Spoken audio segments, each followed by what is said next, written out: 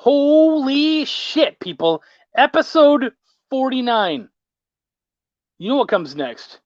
And if you don't, you need to fucking go back to school. Seriously.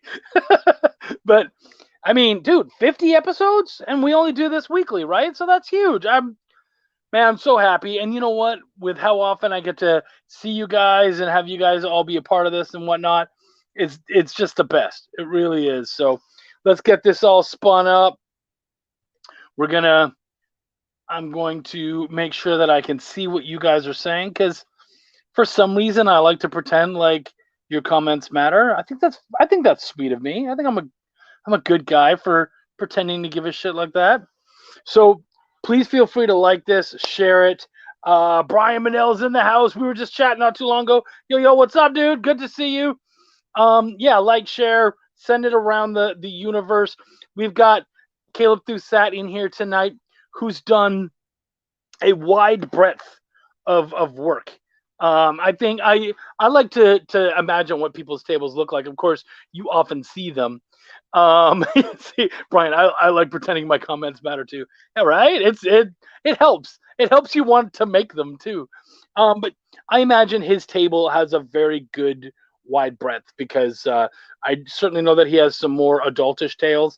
Nothing Jim Noble-y, but certainly with more profound headiness and probably adult themes and whatnot. And then, of course, he's got some great kids books too. So it's exciting to be able to sit and chat with someone like that who, wants to do the same as me, I think. And I like seeing that, someone who's just like, hey, I want to fill up my table and really have something for everybody, and really probably too, and we could certainly ask him this, want to be able to enjoy and show off so many different types of stories. So you know what, man? Let's we're starting to get people in here. It's looking good. Why don't we just make this thing happen? Are we discussing McRibs? We can totally discuss McRibs. You can talk to me about McRibs anytime, my brother. Anytime. Actually, I have to, whenever, you're on screen and whatnot, you always have to make sure that you're ready. So have to change the mouthpiece so that it allows me to show off my boy Belial, because that's just the smart way to do it. Oh, and I have a nice, great alcoholic drink tonight, so I'm happy. I think I'm falling into the same path. I have scripts for a bunch of different stories. Yeah, big, and it's nice to be able to do that, man. I don't. Jason Doobie's in the house. What's up, buddy? I don't believe the McRib take from earlier. What McRib take is that? What don't you believe? What I said about loving it, or about it being, or what is it? Yeah, or about me saying that it's great without the sauce, because it is really great without the sauce. That sauce is just too much, man. Either way, we can talk McRibs. We can also hopefully talk. Maybe Caleb likes this shit. Maybe he's a vegan. I don't know. We haven't gotten into that yet, but we'll find out. So they are meatballs. They're even better without the sauce. I'm just saying. All right, guys, let's do this. Let's make this happen and have some fun. It is time right now. Canadian bacon is actually really good, and it's nothing like normal bacon, and it's better than ham, which you guys seem to call Canadian bacon. I'm very good at writing. I write very well. Yeah, it's Shop Talk. Do some of your audience members like the word fuck? Cool, then I'm going to keep saying fuck, because I care. Caleb Thusat, what's up, buddy? What's going on, Chuck, man? It's good to be on here and not just on some other show with you in a box somewhere else where I can't really talk to you. Yeah, because we haven't been able. We've known each other for like at least 4 years or so, and yeah, we haven't been able to talk very much. We always just have some other thing where everybody else is talking. So because of that, you basically get to spout out your little thought on whatever headpiece we're talking about, and then it moves along. But there's never any real discussion. Yeah, I totally feel you. Everyone, man, Josh got everybody fucking excited about McRibs, so you might be screwed about that. Steph Wilson loves them. Steph, you and I finally agree on something. And I know you're about to fuck shit up, and I love you anyways. Sean Terry's there. What's going on? Yes, it's definitely showtime. Good to be on. That's a new one. Fuck you, buddy. Number one guest is such a dick. Dude, so excited to have you out here, man. Please, why don't you tell everybody a little bit about yourself just to get us our chat going? I'll give you a little intro. So, I worked in film in the Chicago area probably for about 8 or 9 years, and I was a producer. I did a bunch of short films. I did some features, and I decided it was not for me. I didn't like fighting with a bunch of different egos. I didn't like not really being able to have any creative control over anything, and just the mess of trying to make things with no money was painful. So I decided, I had all these cool ideas that I started working on, and I actually went to a couple conventions, and people were talking about shifting gears and doing different things with themselves. And I was like, I'm going to start making some comic books. I think I can take some of these ideas that are big in my head that I'll never be able to do for $30,000 film budget, and start making some cool comics instead. So I kind of just dove into it, and I knew a little bit about Kickstarter from actually helping run some stuff for film. So I was like, I'm going to try my hand at that and see if I can get something going. So I started Alter Life, got issue 1 funded, and just kind of steamrolled it forward, man. It's been like 6 years and 15 Kickstarters later. I have done like 10 comic issues, 3 different graphic novels, 3 different kids I a lot of different stuff, man. It's been crazy. And I actually just today signed my second deal with I have Super Cats on Scout Comics, but Source Point just picked up Nook.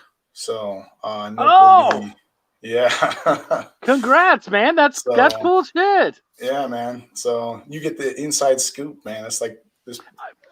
I was hoping we could pull that off. That's great. Yeah, I literally just signed it up today. So it's the deal is done. It's gonna be awesome, man. They really love the book, and they want to do some cool stuff with it. They've never done like a magazine size book, so it's gonna be something cool, man. Well, so. I mean, congratulations. That's awesome. Way to go, dude. But why don't we just, I was going to talk about some other stuff real quick. We'll go back a little bit before we tackle that, because I am really interested in that. But you came from the film industry into comics. Did you already have, were you already a fan of the medium of comics beforehand? Or were you more like, hey, I've heard a lot of good things about comics and I want to be a part of it? I didn't know much about creating them. I'll tell you what, when I was a kid, I watched X-Men cartoon every Saturday morning. That was like my shit, and I was like into that. And then, I got into Ninja Turtles, like the dark early Kevin Eastman stuff. And then I didn't really get heavy into comics until honestly I was in my 20s, because I grew up in a small town, didn't even have a comic book shop or anything. So I was just like, I knew of the characters. I knew Superman from Superman movies, and I really liked what I knew from the comic world. But once I started diving into comics in my 20s, once I started reading Alan Moore and I started reading like Neil Gaiman, Sandman and stuff, I was just like, holy crap, there's so much that you can do with this medium, that I was like, man, I feel like I can do something with this. I can contribute something special in this medium. So I just started going for it, man. And I think that's the tragedy of the medium, actually, is that there's so much that you can play with and do with it. And for the most part, because people aren't willing to really take a look at it, they see it as, the weird older brother of storybooks. It's And it's the like, old, no, it's the old sad nerds book, man. Right? Like that's the stigma still behind it, and it's right. like, dude, read it. I just try, I get people that read my books that have never read comics before, and I feel really good about that because I'm like, this is what I want. Because when I read Alan Moore, I was like, Jesus, man, like look at what he can do with this medium, and it's just Yeah. blew me away. So I just decided. That's so I true. said the weird uncle. Yeah, That's so man. true. Well, I mean, it's like sci-fi books. But it's just recently they even movies. There's certain genres that just get crapped on even now. So it's like, how often do superhero stories get nominated Hmm. for awards? It's if it's quality writing and great acting, how can you Yeah. deny that it's not something valid to be paying attention to? But I, lo- I love this. Steph says Chuck still doesn't know much about creating comics. This is coming from the guy who is a cover artist, which is basically the same equivalent as one of those hot chicks who walks out with the round number in boxing. You know, so it's oh, round two. They don't even speak though. They just show off their bodies and the sign, and then they walk away. So that's pretty much what a cover artist is. And I said it.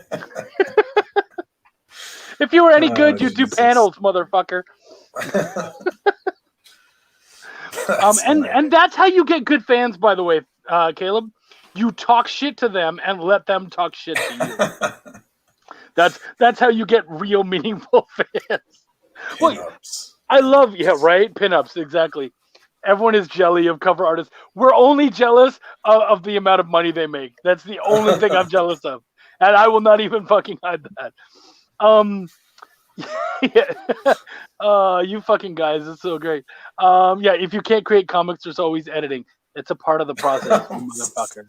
Yeah, oh, yeah. No. We. If I'm not gushing blood by the end of this, he hasn't Man, done his job, and I haven't proven that ruthless, I can handle it. Oh ruthless, yeah. man. Yeah, there's no fucking holding back. Jeez. Cover artists get all the chicks. No, they just draw them. Anyways. Uh, um. So okay, so let's go back to Source Point because that's so cool for fans of Nook, fans who have been around and checked out Nook and whatnot.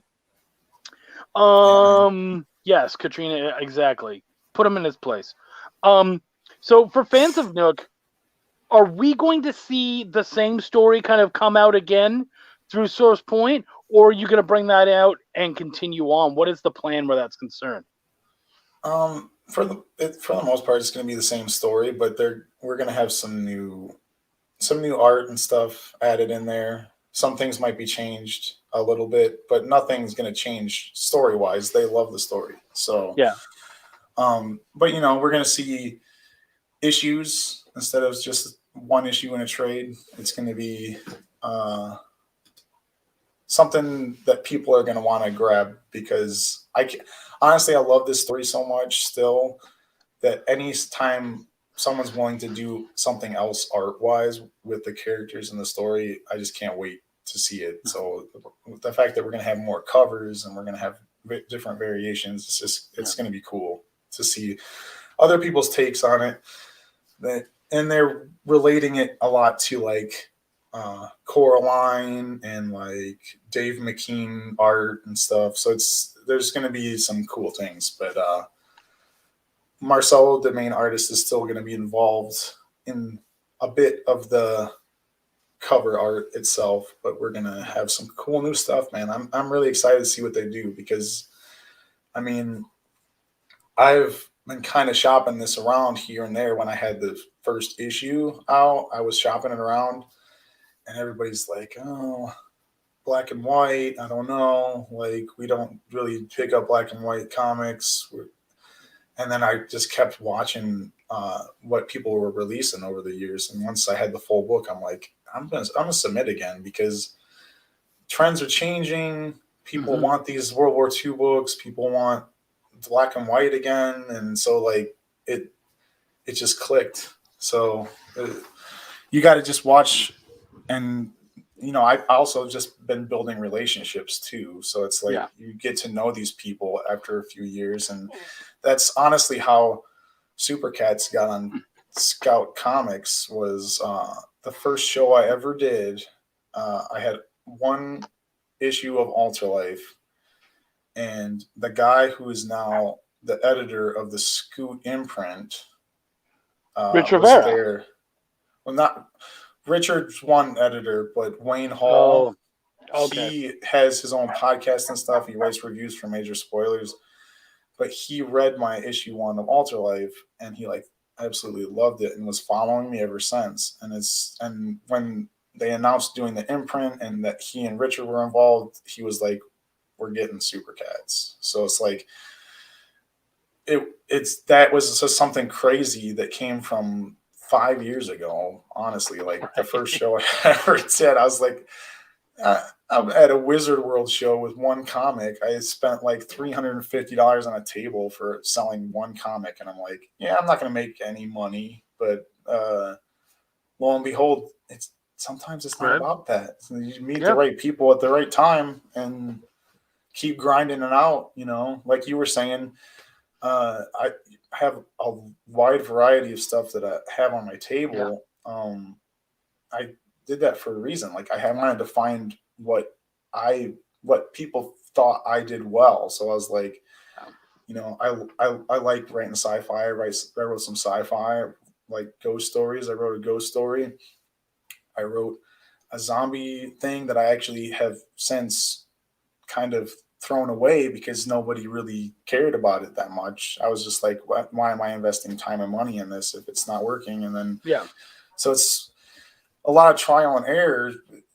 It's one of those things that people might say, oh, wow, like you did only a few books and things happened. But it's like, dude, it still took me like 6 years for this to go anywhere. It's like, it's still, Right. You have to grind it out, man. You have to keep going. So one book will not, it's very rare that you're going to make that magic one book that everyone loves. So Yeah.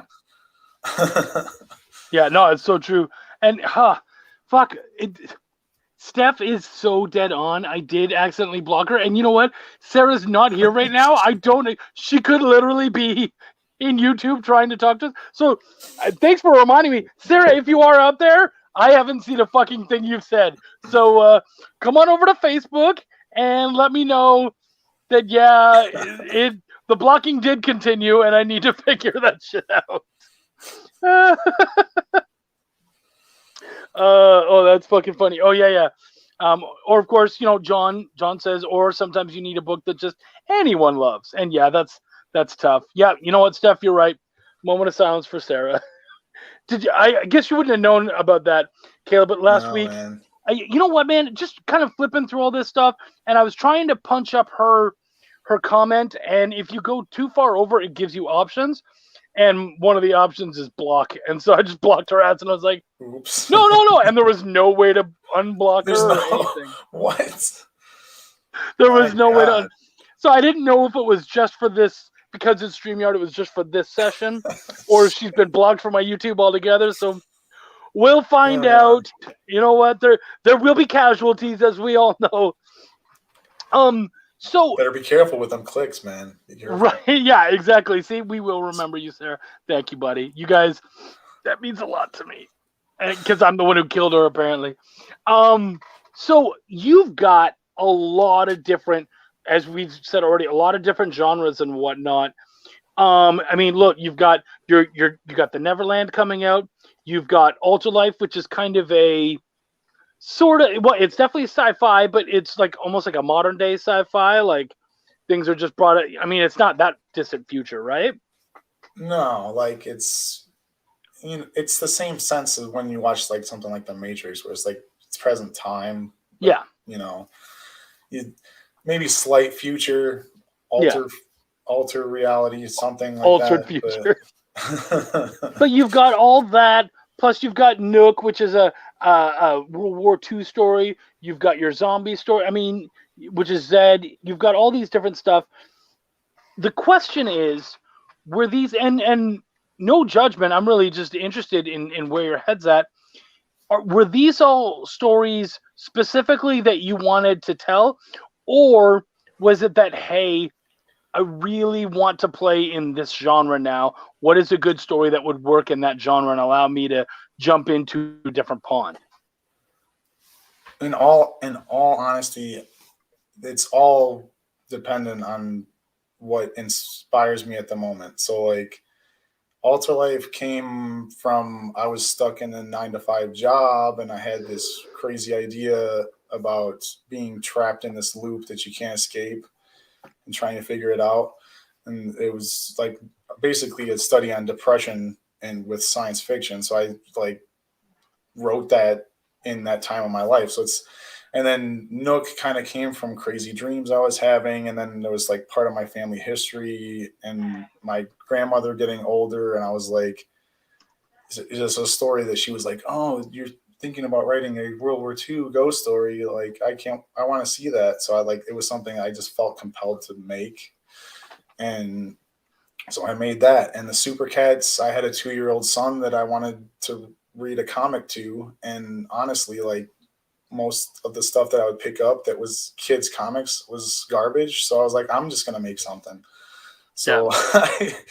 I wrote something based on around my cats that I had at the time. And it kind of snowballed from there. But it's like, I kind of just take inspiration from the things around me and the things happening in my life. And it kind of, it's very personal in that sense, but it's, really, I love to just write things that I love too. So like I love World War II stories. I love trippy science fiction with twists. So I wanted to do something funky like that.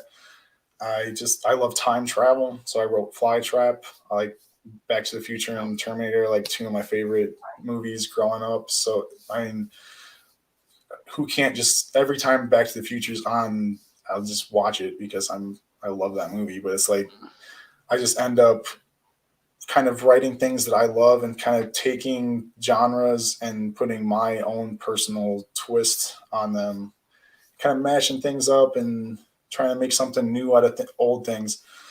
I think my aesthetic almost is like familiar but different. I try to make something that you're like, you look at it and you go, I know that, but it's like, it's new. So I get that a lot with a lot of my stuff. So yeah.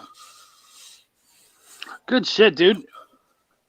Jason Doobie is drinking along with us. Good. What are you drinking tonight? Me? Yeah. I'm drinking this beer from close to my hometown, Catawba. It's Catawba, from Catawba Brewing Company, which is like, I lived in Port Clinton, Ohio when I was a kid, and Catawba's like right out on this little peninsula of it. But it's actually Rutherford B. Hayes Hazy IPA. So, you know, cool. They make awesome beer. Like, honestly, dude, I never thought a beer company would show up and we're close to my hometown. It's like the best beer I've ever had. So, yeah. Yeah, but it's so funny because craft beer has become such a huge thing that I'm not surprised at all. It's crazy, though. So you and Jason are doing cold beer. I actually am doing something a little more akin to my Devil Bud here, and that is I'm doing a Bloody Mary, but I didn't have any vodka, so I've got whiskey in there. And it's still good. I'm still happy. Spicy. Yeah. Oh, yeah. Threw in the Worcestershire, a little bit of dill pickle juice, some Frank's Red Hot, some pepper. Yeah, I went in with it. Nice. It's going to be good. Yeah, man. That'll keep me up. And what do we have? Peach nectarine iced water. That's nice. That's cute. See, Sean, that's why you and I got to get together at a show sometime soon so we can drink some whiskey together. Yeah, if I'm not drinking beer, I'm drinking whiskey. So right? Yeah, good, man. That's the writer's drink, really, isn't it? Like, here we go. See, Brian Manel is so amazing because he brings us right back to the topic. We want to all talk about Jack and Cokes and all that kind of stuff, and Brian comes out with, does writing from a personal space feel cathartic for you? Which is a great question, by the way. Of course. that's why I do it, man. Like, Yeah. honestly, I'm a horrible human being if I'm not writing. Like, my wife will tell you. My wife will tell you. I would tell her sometimes. I say stuff like, if I would just stop this stuff and go get a normal job, I could contribute more. And she's like, "You'll be awful. You'll be an awful human being if if you stop doing this." So yeah, I'm like, yeah, it's true, because Right. if I'm not creating something, I might as well just be in a padded room, honestly. Like, No, I, I find it allows me to say things and do things that I might not normally be able to say or do. And I don't know about you, but I'm finding myself more and more kind of cut down when it comes to what I can and can't say, because of a lot of opinion, and this isn't to get to into political yeah, bullshit or anything, but I'm finding that more and more anything you say can be incredibly divisive. I spoke about McRibs and it started some shit and people were coming after my home country and everything. No, it was all in fun and in jest, and we were able to have some fun yeah, with it. But that's because it was about the McRib and no one was going to fucking take it seriously. But if you talk about even a movie, which if you look, I don't talk about any of the movies, books I watch. Like, no, I don't talk about any of that shit. Because honestly, if I want your opinion, I'll fucking talk to you about it. Or we'll meet up like person to person, like you and I, we could talk about movies right now and I'd be fine with that. But yeah. having that open discussion, I feel like it's not even cool anymore. Do you It find that is writing strange. allows you to have those discussions without having to listen to bullshit opinions? That's true. I can see that. I mean, I guess there is some trepidation at points when I'm like writing something. Like, I wrote in Zed that one of my characters like was going through sort of like a transgender moment, and I was like, oh, should I do this? Because like people are gonna call me on my shit, and like, but I was like, it's the character. Like, I don't know. I'll Did just you get write. called on it? And I've never gotten called on it. Like, That's because good. I think I did it respectful and I think I did it well, but it's like, still, it's one of those things like you're questioning whether you should even do it because you might get shit on for it. But like, I don't know. For the most part, I don't really filter myself when it comes to all that stuff, because I figure if you don't like it, then you just can read something else. But See, Katrina said something interesting. She said, I put a stuffed duck under a bed today suffering from depression. Well, as an editor, I would ask, was the bed suffering from depression? Was the stuffed duck suffering from depression? Or were you suffering from depression? I'm yeah, thinking it's probably not I the am bed, equally but confused by that sentence. it could be any of those things. So, yeah, I'm interested in the answer to that, hun. Could, Um, Katrina got the joy of reading and editing issue 1 of The Neverland. So that's she's right. like, How was that working with her? it's good. I mean, she's like, basically, I asked her, I was asking her a few questions like, does the pacing feel right and all this, and she's like, I didn't make that many notes on your script. You can look at it yourself.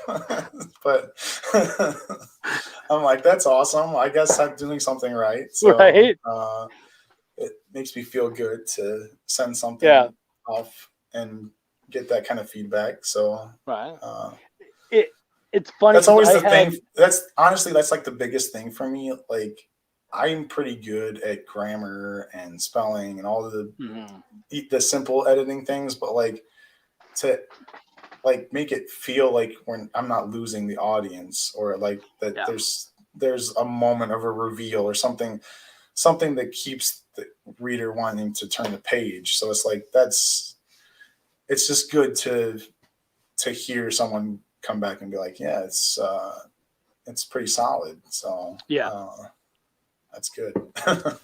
Good, man. And yeah, that stuff's really it's not always easy to see that. So I'm glad that you have someone for that, and that's something that you're looking out for, because it is a big deal. Fuck, Steph. Dude, Keep cutting, man. Keep cutting. Holy shit. Damn. I know, right? I love, you know what? Here's the Ruthless. thing. If this was him holding back, fuck. Damn. No, and you know what? Just for the record, I don't lose my audience. I block them, motherfucker, all right? And you're next. You know I can do it now. Yeah, man, no, and I mean, that stuff is, it's difficult to get, and it's often also difficult to explain. I had, It it's is, funny, dude. It's right? it's very hard. Talking to It's a someone, strange thing. yeah, I had I think honestly, a it's like client contact. Oh, I think it's honestly for me, like I've just grew up in a movie theater and I grew up seeing stories and being told stories. Like I kind of just like honestly, it feels like a natural thing to find that flow and pacing.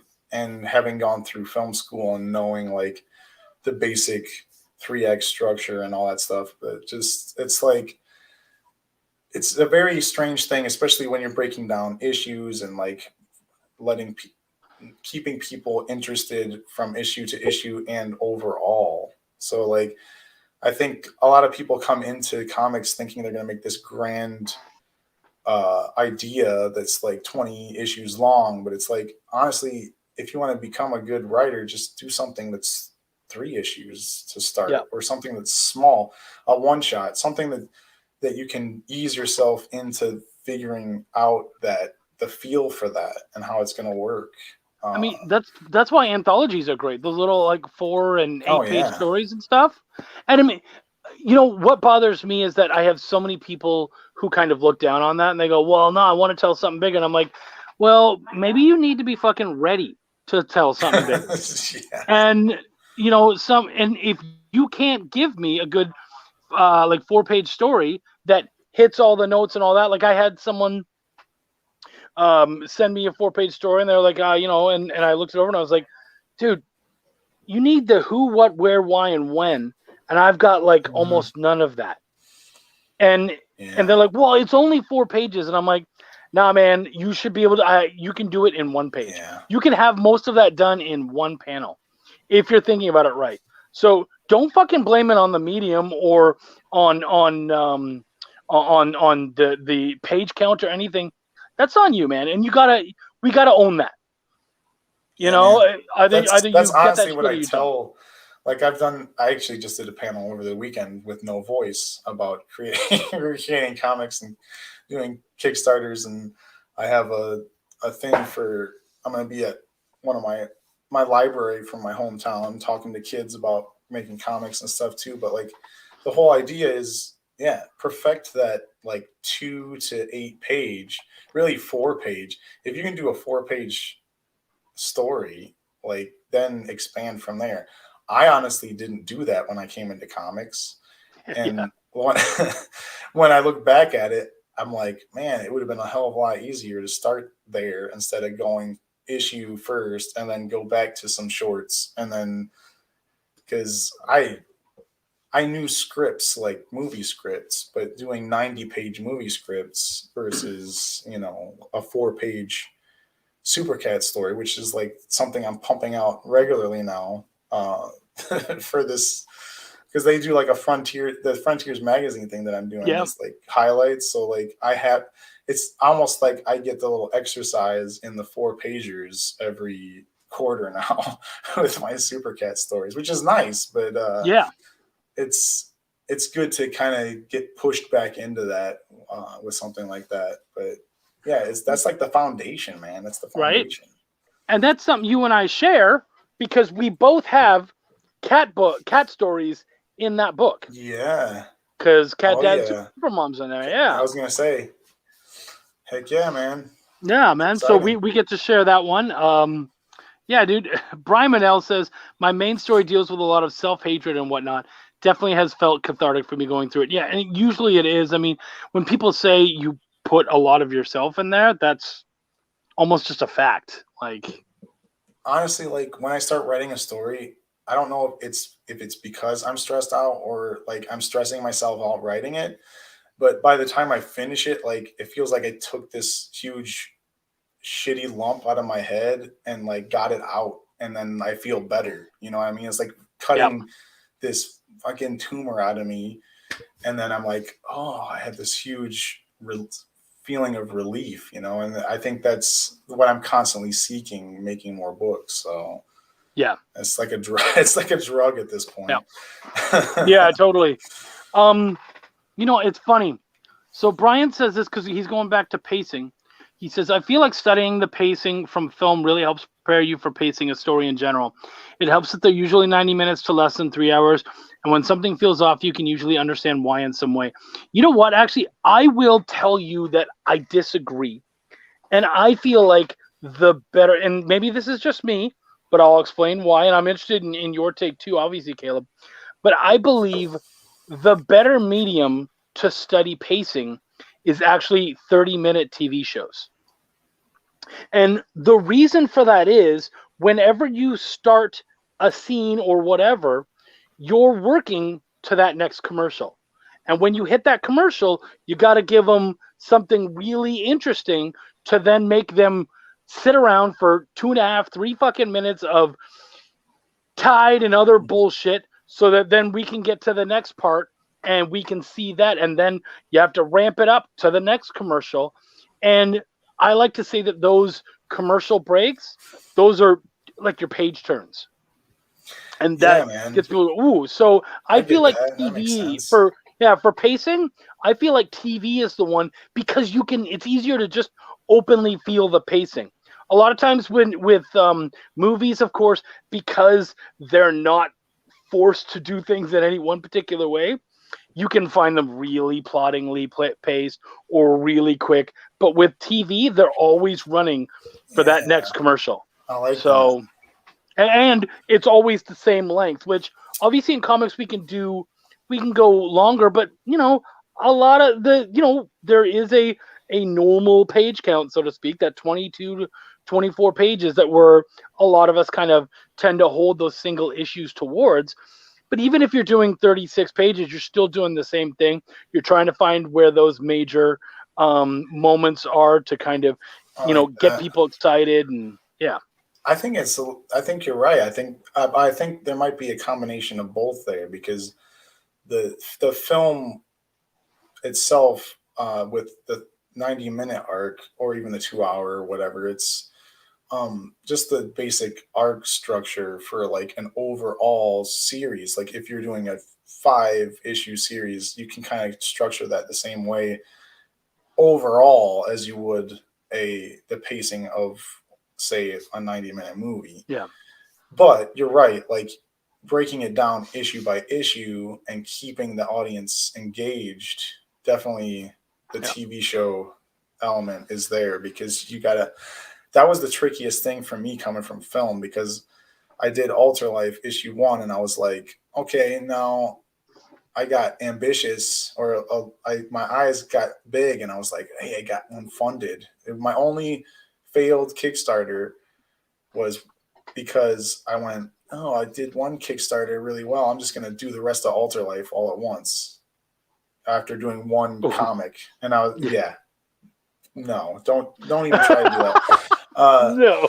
So I like dialed it back and I was like, all right, so I'm doing this 5 issues one at a time. So I had to go, and then I basically took a year away after doing the first issue and just wrote the whole 5-issue, the rest of the 5-issue story arc. So I just had it. And then, I started making them again and I just did them back to back until it was done. But it was like, I had to go back and figure out how to break up the story to make sense and keep people engaged issue by issue, which I was going in thinking I can just make it a big book and it's not going to matter because I can just make the story arc in the book. But it honestly made it better to have it forcibly broken up for me because I ended up having a twist and turn on every chapter so that every time you read a chapter in that book, you're like, oh shit. And then you want to go. Honestly, I wrote it in a way then that like by the time you get to chapter 4, you're like, man, I probably should go back and read chapter 1 again because like now I know what the hell's going on. But yeah, and I read that series, so I totally agree with you on that. And it's funny because I saw someone did something similar, except for they wrote it as a graphic novel and then cut it into the pieces. oh yeah, And what was interesting was they didn't then get to do what you did, where you got these yeah, great little cliffhangers, and then you move, and not even little cliffhangers. They were good sized cliffhangers, if I remember correctly. And then you move on to the next issue. And so I remember reading the first issue, and I messaged the person because I was reviewing the book, and I was like, "This book just fucking ends." And he's like, "Well, yeah, it's supposed to be a graphic novel." And I was like, "But it's not a graphic novel." And he's like, "Well, my editor's okay with that." And I'm like, "That's fine, but your editor doesn't need to sell issue 2. You do." And I'm telling exactly. you, Yeah, I don't have a reason to pick up issue 2. And you know what? I'll say it here, folks. I'm not going to tell you who it is or what book, because that's not fair. But I will tell you, I did not fucking buy issue 2, and I didn't read issue 2. I had no interest because I didn't feel like they listened to me when I said, yeah, "Dude, this," and they're like, "Nah, that's my editor was good with it." And I'm like, "Your editor doesn't have to sell the fucking book." yeah. And actually, I haven't heard much more about that series since. So Dude, honestly, like it was a good thing that I got set in my place for that one, because then when I went to do Nook, I did issue 1, and then we did so well on the Kickstarter for issue 1. I was like, all right, we're just going to do the trade now because it's only 2 more issues. yeah, And I did it that way, but I wrote it so that it could be broken down into 3 issues because I wanted it to have the right pacing. So it was like I had already went through that, so I was like, "This is how you got to do it." So I just wrote it that way, and now look, it's got picked up, and it's going to be, see, and it's going and to be broken up into 3 issues. exactly, So exactly, because Source Point saw that you did your fucking job, and they're like, exactly. "Cool, this guy already did the hard work. All we have to do is cut, give it a new cover, and we're Yeah. good." So yeah, man, yeah, absolutely. Del Guzman comes on. He says, "Chuck Pino is getting Steph Wilson tendencies. The only Steph Wilson tendencies I have is these big tits right here. Those are the only Steph Wilson tendencies I have." Taking notes on how to do a good show. He is, yeah. Get a gorgeous headset. Fuck yes. Paul Gomez says, "I felt like my biggest mistake was starting with a 32-page, 12-issue expectation. Second attempt was a 22-page one-shot." Yeah, and you know what, though, Paul? And I've worked with Paul. I like what he does. But I'll tell you, Paul, so many of us have done that. So many of us, or ongoing series or whatever. Yeah, and then it's like, Mine slow was your only roll, a 5 dude. issue one, and I was like, "What did I do? I should have started with something small." This was a man. terrible what the idea. hell am I doing to myself? Yeah.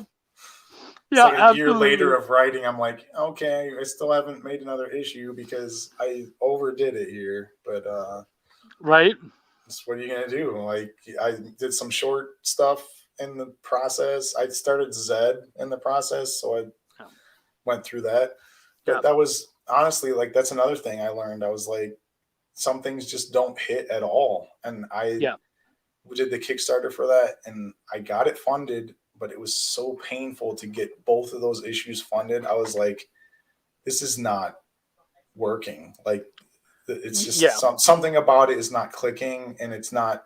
I'm spending lots of money and lots of time on a book that I'd love to make. Maybe I can come back to it at some point when I'm in the right place. But I just couldn't. I couldn't do it, and I get people asking me about it sometimes. Like, "Are you going to do more Zed?" And I'm like, maybe. Like, it's not really on my radar right now because I have honestly, I have 5 other books that I'm currently working on. So well, and sometimes a book is just out of its time. That is not the book for right now. And you know what? Even I would say this, and this is maybe my hot take or whatever, but I'm a huge Why the Last Man fan. I fucking love that series. I read the whole damn thing. But I fucking hated the TV show. I felt like the TV show. I didn't even watch it because I loved the book so much, and everyone was like, "It's not the books," and I'm like, it just wasn't a lot of fun to me. If you don't have the fun of the books in there, then what? If it's just miserableness, I've seen that. I don't need to see any more of that. So, and I feel like that series could have done great in 2019. But Yeah. in 2020 and 2021, after the shit we've been through, that is, and you know what? Transgender being such a hot topic, like gender issues in general being such a hot button issue, that maybe this wasn't the time for it. And maybe like the sad fact is they waited too long, I think, to jump on that one, and that's on them. Brian Manell says, I can get on board with TV shows, especially relating to comics as well. But that's just from pacing.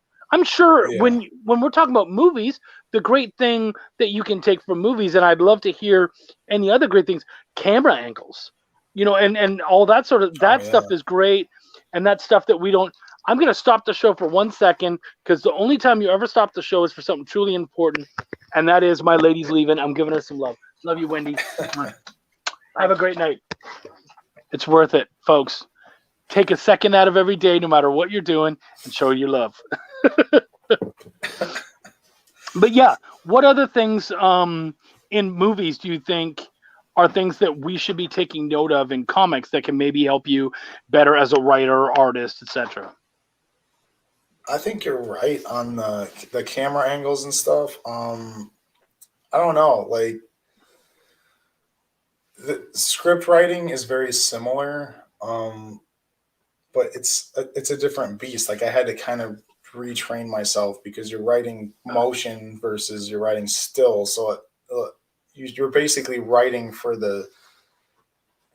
what they're breaking down for storyboards, essentially. Yeah. So you have to write the storyboards instead of writing the action, which is weird. But so it was a slight change. But I think you're right. For mostly, it's the camera angles. I don't know.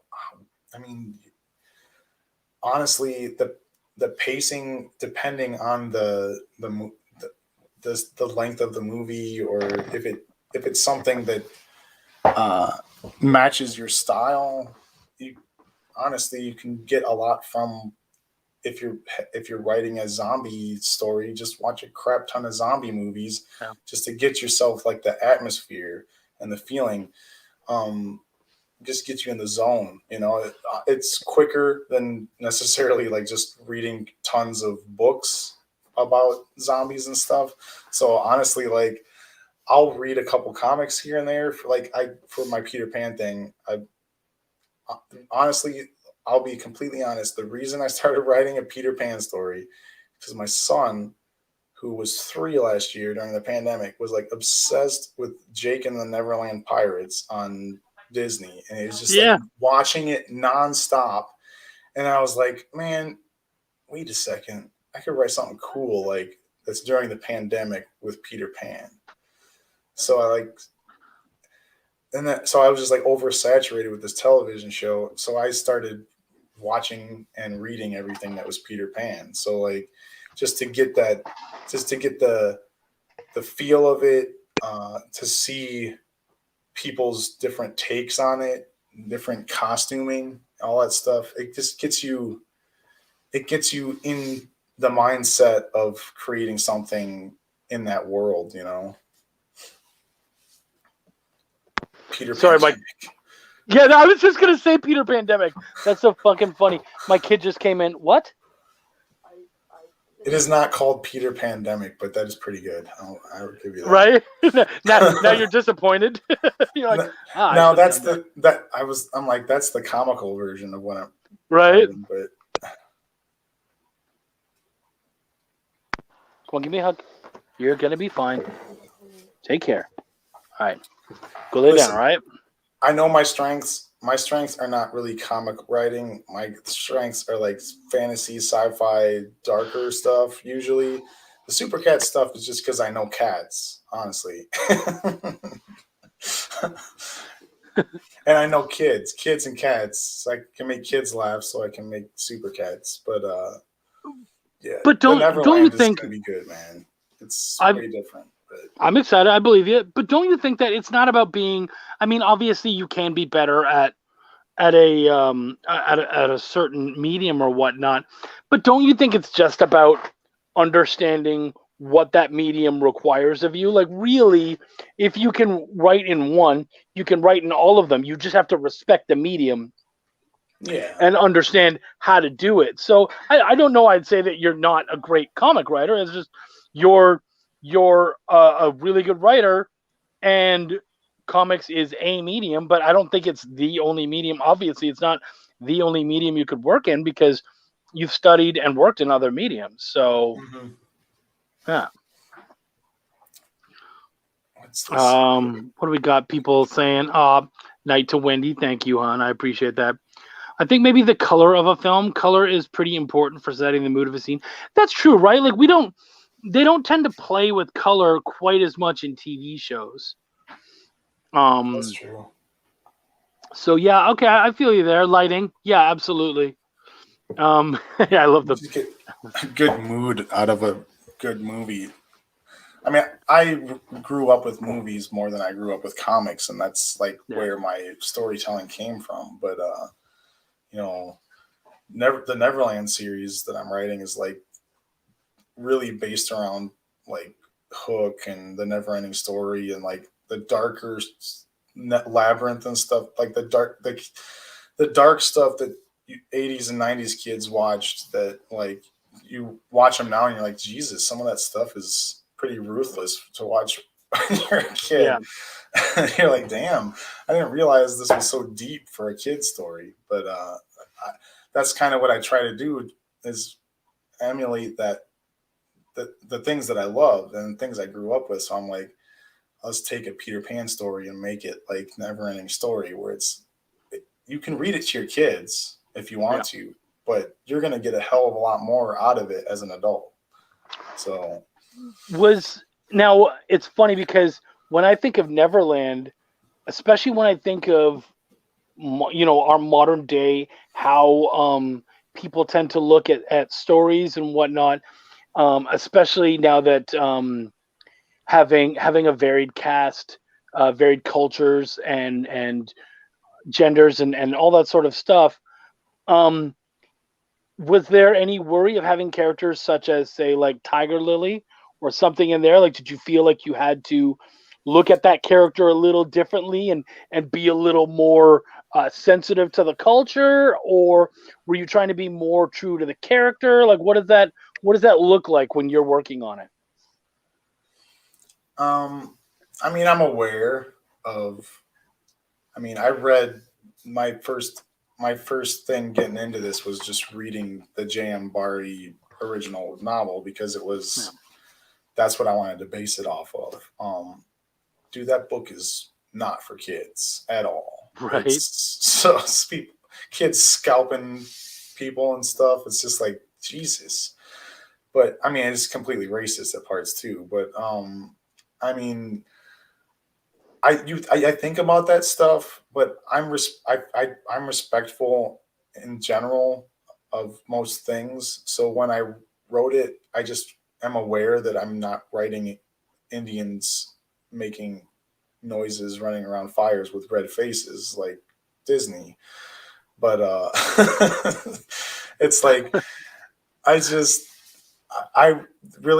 have a Tiger Lily plays a major role in the story that I wrote, but the character reflects the boy's mother, so it's a very meaningful character. And I have some of Indian culture and stuff in there too.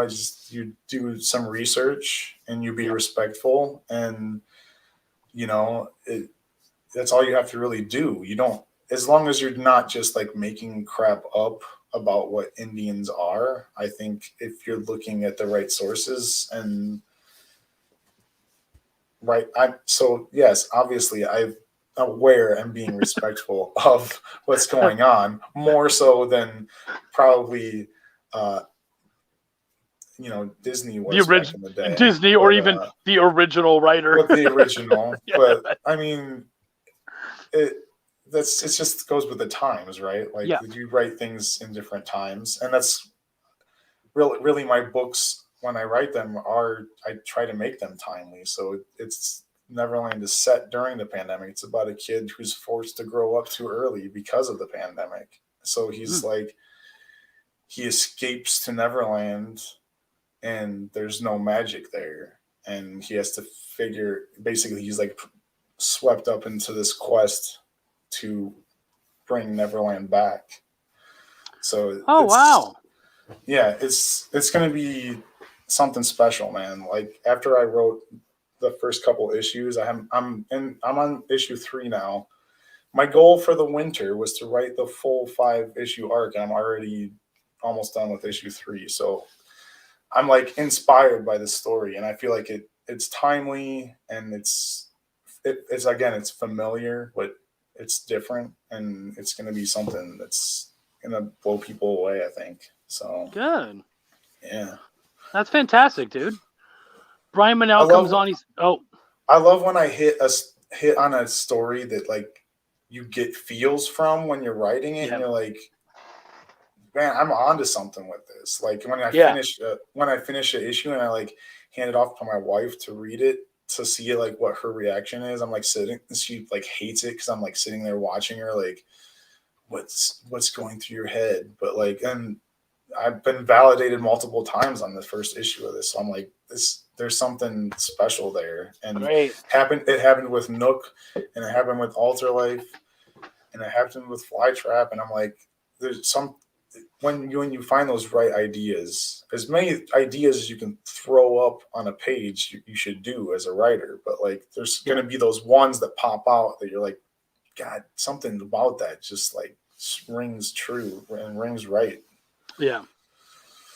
I totally feel you there. Brian Manel came in and said something underrated that I learned from a film editing essay: character expressions and actions. What the eyes of a character are saying, how the character's posture is from one moment to another, depending on the scene. I think those can be pulled from to apply to the story and art of the comic. Oh yeah, I like that. Yeah, That's absolutely. very true. Yeah, That's something that's missing in a lot of comics, especially indie comics. It's you lose those expressions with the characters, and there's a lot of the same figure in different positions instead of having the expressions. So it's like that's partly that's just finding the right artist that can do the right thing, but it's a hard thing to find. But I agree. You know what though? I've Sometimes, had that with some of my stuff too. So it's yeah, I'm not trying to point out other people, but Zed had some moments where I'm like, this is like it didn't hit. It's not working right. It's the expression is not right. But sometimes though, I wonder if it's also, because it's so easy to blame the artist and say, yeah, you didn't nail this, you didn't nail that. But sometimes I think it's our fault as writers where we didn't nail the description to the point where see that. they had to they were going to hit it right, and sometimes we just don't give them the tools. Honestly, that's the hardest thing with comic making, with collaborating too. Like an artist writer has a leg up on everybody because they know what they want to see. But like me communicating that I want this certain expression or feel from a character, it's like you might see that differently than me. So finding an artist that like matches what your vision like perfectly it's a crazy thing. It took when you actually figure it out. So like that's why I end up using Marcelo Biat, who's did Nook and Flytrap. That's why he's doing Neverland too. He gets the vision, and he knows, like we have a shorthand. It's like he understands what I'm trying to do. He gets this. If you find somebody that can figure it out from your descriptions, man, it's like you got to grab onto those people. It's so true, man. It's funny. I liken it to when if it's you're making a story with your team and then someone else is making a story by themselves and they can do all of it. It's like running a 3-legged race against a man who already has 3 legs. And he's like, I fucking got this. And he's just fucking ripping. And you're like tripping over each other and trying to find a pace. Meanwhile, they'll be bitching and complaining that I have to do everything, so it takes me a lot longer to get everything done. But it's like it's true, but I might, even if I can pump it out faster, it might not be as good because I can't. I might not be communicating right. But dude, like I've been so fortunate with artists, with Angela Odling doing Super Cats. She just knows what she's doing with that series, and she's done it. She's made that more than what I could have ever done by myself. You done it right. You picked right. I mean, yeah, you get that feeling totally. I knew her style would match, but she like puts so much more fun, whimsical, crazy, goofy stuff in there that I don't even tell her. And it's like her just her cute attitude and everything comes out in those characters, and every time I get a page, I'm happy. So yeah, it's funny because we feel the same way about Belial, where Sean had this cool idea, and then I was like, "Oh, that's really great." But what if we tightened down the story and added dick jokes? And he's like, "Oh, okay."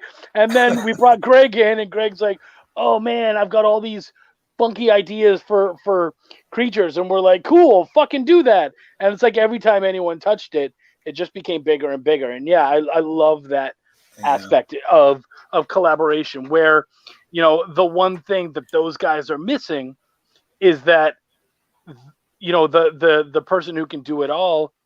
That's all well and good. You can get out a piece cheaper. Maybe it takes longer, yeah, but you can do all that stuff a little cheaper and easier and whatnot. But what you're missing is that spark, that collaboration. Every once in a while, you have a flint in the middle of a gas chamber, and it just blows up into something. I'll show you something since we're talking about this. This is why Marcelo forever has business with me, because when I give him a script, I'm pretty lax about my artists and what they do with their pages. I'll be like, dude, if you see something a better way, then Mr. do Benson? it that way. Do it that way and show me. So I wrote the girl Avery's coming down the stairs, and she's following the cat, and she's going into where this ghost originates. And when you write it as a writer, you're like, well, there's a girl going on the hallway, there's cat steps, and you have it broken up into panels. But he came back to me with that. Wow. And I was just like, dude, I would have never seen it that way in my head. Yep. I would have just never seen it that way in my head. And it just blew me away. And I was like, from then on, I was like, dude, just do it. And if you're gonna change something in my script, let me know. But like, you have the ability to. You have my faith, yeah. You have my faith after that book, man. The first issue of that book, I was just like, Jesus, man, like he's doing stuff with my script I would have never thought of. Right. So. And he did it with Flytrap a few times too, and I'm just like, that's what you want, man. Somebody that can huge, yeah, absolutely. up your game that much. It's latch onto those people. Yeah. Don't chain them down. Let them have fun. Absolutely. And I have had some of those moments. It's great. I think coming from film, that helps too, because there's a lot of writers out there that like, I want this to be a specific way. I have this vision in my head. But it's like, if you come from a film background, like you have to collaborate with people. Like there's no other way to do it, because you have so many working tools at the same time. The director is going to put their filter over it. The actors are going to all put their filter over it. That's why I couldn't do it anymore, man. I was just like, the egos, but like finding someone that you can work well with and doesn't have that ego, man, is priceless. It's awesome. Well, and it's a lot easier in comics because there's so few heads. You know what I mean? Like there's so much fewer people. That's why I totally feel that. I love comics. I don't have to deal with all the directors and actors. Fucking producers and shit. Totally. Brian says, when you create long stories and you use a lot of personal and deep parts of yourself, what happens if you yourself as a person changes a lot in those 5+ years? Does the story change with you as a person, or do you constantly have to pull from who you were as a person 5 years ago in order to write the rest of the story? Dude, that's a good question, because I always think about this when I was writing Alter Life and I was in that crappy state, and I was telling you it was like depression, basically. I was writing the story from depression, because I was stuck in this job that I thought I was never going to escape from. The day I funded that Kickstarter, I was let go from the job that I hated. Like the exact same day. It's not even, I can't even, it's just a weird moment in my life that was like telling me to make comics. Yeah. So I was basically like, I was given what I was writing that I couldn't escape. I escaped it somehow during the first issue that I wrote. So I still had to write 4 more issues in the mindset that I had created in issue 1, like he's saying. So everything kind of changed. And then like I had a kid and I moved and I was still making Alter Life. So like a lot of stuff was changed. And honestly, like I would say that I had this very negative ending originally to Alter Life. And since my life had changed and I had my kid and I moved back to closer to my hometown and I was just generally happier, I wrote a better ending, honestly. One that is a little more positive. It still has negative things going on in it, but there's definitely a positive ending in that Alter Life series. And I was honestly going to write something awful, like extremely depressing, if I had written that and been stuck in that state that I was in. So yeah, I mean, like I said before, like my writing comes from where I am in the moment, really. So like, I think it would be hard not to let your life, the things going on in your life, not affect what you're writing. Like you can put yourself in perspective. Like when I wrote Nook, like I had to put myself in the mindset of like a 7-year-old girl in World War II.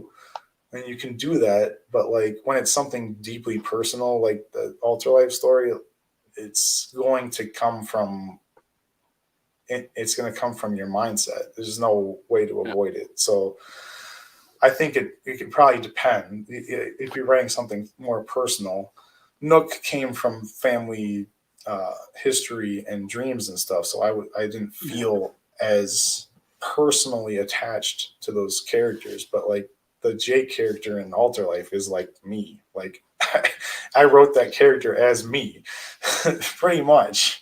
It's about a writer who is, instead of writing, is depressed and plays video games all the time. Like that was me. So, but and yeah, I mean, I think the thing is that we have to remember we have to be true to the story, but we also have to be true to ourselves. yeah. And so it's okay to evolve the story as you move forward with it over the years and whatnot. But you also have to be wary about evolving it beyond anything that would make sense or connect with where you started.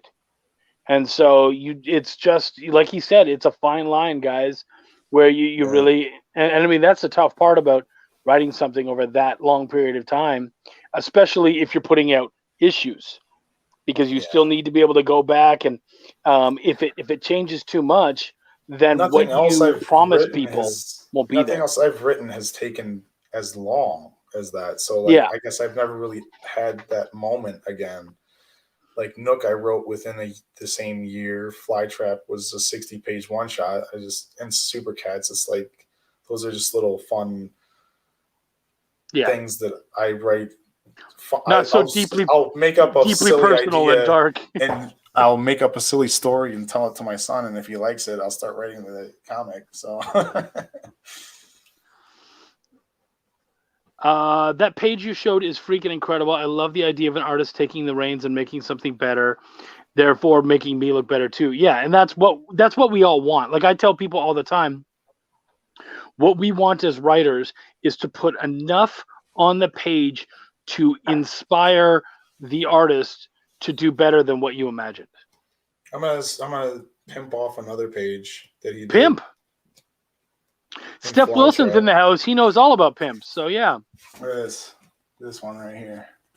Oh wow. Yeah. That's cool. And the That's crazy got like a thing about montage feel to it. the crazy thing about Flytrap, dude, is like he does this to me sometimes. I'll be like, I have this character idea, and it's this guy that's like he was a genius scientist, and now he's like middle aged, and he is sick of working for the government, and then he sends. I'm almost middle aged white guy, so I'm writing a middle aged white guy in my head. He sends me this black dude that I was just like, what? Like I didn't expect that at all. But I was like, Right? dude, it's like perfect. It's Yeah. something about it. I was like, dude, that's awesome. Like let's go with that. But it's just one of those things. It's I could have never asked for an artist to give me something random like that, but he was just like basically telling me I already wrote that character in Alter Life, so I don't need to have another middle-aged white guy that's angry about his life. So It's smart. I was like, man, you're onto something there. You're editing me as an artist, so that's awesome. Quick side question before I have to leave. Don't worry, we have to go soon too, so no problem. You said you like time travel, Caleb. Have you ever watched the show Dark? I only watched the first season and I thought it was great, but I hear as a show overall it's very good. I've never heard of Dark. Dark. No. It pops I haven't up even on heard of it. Netflix for me sometimes. It looks pretty crazy, but I think I should be watching that. I think it was just a 3-season, like that 3 and done thing. Yeah. But yeah, I don't know, man. It's so hard to keep. There's so much stuff to watch. It's like Yeah. I have to pick something, and it's like I have a 4-year-old son, and it's like trying to juggle that and actually get anything done.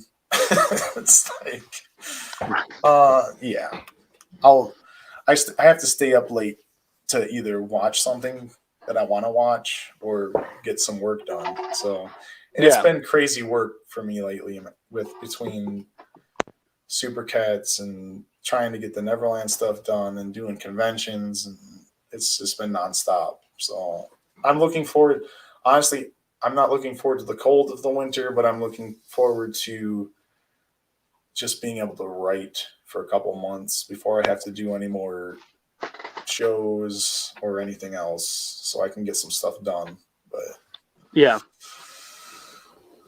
that's what I try to do. My hibernation is like I will write as much crap as I can, so that the rest of the year I can just like make stuff, and then it's like a cycle for me. So like a binge and purge sort of thing. Exactly. I totally feel you there. I really do. I think, yeah, no, I get that. My problem is that I tend to focus way too much on the editing, and I think a lot of it is just that right? Well, yeah, but like for me, I think a lot. I mean, yeah, it's allowing me to have the money to make my books, but I think a lot of the issues also is just that I have a natural guilt complex, and so I feel more guilty not helping other people than I do. It's a lot easier to just like ignore myself and my own needs. And so then, like that's the good thing about having partners is because they can be like, hey man, we have this book to work on. You're like, yeah, you're right. Belial's taking too long. That's on me. Okay, cool. All right, I'm gonna get my shit together. Essence House, same deal. Like all that shit. Okay, I'm back. So yeah, no, I feel it. Nice. As we start to slow down, I got a kiddo here I have to take care of and whatnot. Is there anything else that you wanted to chat about before we end up heading out? I don't know, man. I think we covered a lot of ground here, even with our bull crapping in between everything. Right. It's a good chat. I got to talk about a lot of stuff that you got a couple little spoilers from me, but I'm excited, man. It's gonna be a crazy year. Good. I'm like excited and a little scared about what exactly will happen this next year. But I mean, but haven't you kind of been that way about all of the years, sort of? Like, that's true. But I mean, like, it's weird because we went through the pandemic, and it was like I couldn't force myself to write for like 6 months during all that shit because I was just like not in the mindset. So I ended up writing Flytrap was at one point like later in the pandemic, and then started getting it made. But like I never thought that during the pandemic years I would be getting book deals. Like I thought yeah, being at shows and like interacting with people, that's how I'm going to get book deals. But like the past year is when it happened. So I was like, maybe it forced all the editors to sit down and read my shit. So because yeah, I mean, it did come from the shows, totally. Yeah, I mean, it started from there, but yeah, it happened during this time when there were no shows and such. Yeah, it's I just totally weird. feel you. I'm like, all right, if that's how it's gonna work, I guess I can't complain. But it's very strange. Yeah, Did not expect sweet, that. right? No, I totally feel you, man. Guys, thank you so much for coming out. I appreciate all of you. Caleb, dude, thank you for showing up. I had a really good time. I think we had a great talk, and I think people are going to learn an awful lot somehow from us. So that's pretty terrific. I hope so. I know, right? People expect me to talk about making things, and they want to learn stuff from me. Dude, I'm not an expert, but I'll tell you how I do it. Yeah. And then you use what you like and don't use what you don't, and you'll find your own way, people. Yeah, absolutely. Sweet. Next week we've got the creators of Roadkill Rampage. We've got Rodney Fike and Tina McElhenney. So that'll be a lot of fun. We're gonna have a blast with them. Dude, thank you so much for coming out. I really appreciate you Of course, showing up. Thanks I for had a having blast. Glad to do it, man. Guys, take care of yourselves. Be safe. And remember, my name is Chuck, and I give a fuck. Take care, guys.